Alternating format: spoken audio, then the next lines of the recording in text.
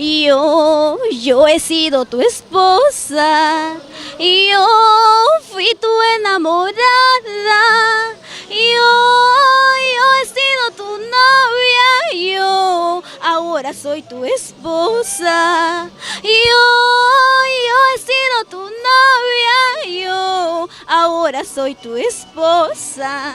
¡Wow! ¡Qué linda canción! Dime, tienes una bonita voz. ¿De quién sería esa voz, Carmen?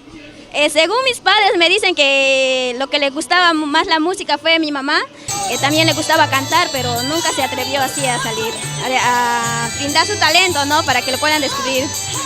Tal vez lo heredé de ella. Qué bueno. A ver, Carmen, ¿cómo te encontramos en las redes sociales? Bueno, en las redes sociales me pueden encontrar como Carmen Félix, la encantadora de tu corazón. Esa es mi página de Facebook. También me pueden encontrar en mi página de YouTube como Carmen Félix Oficial.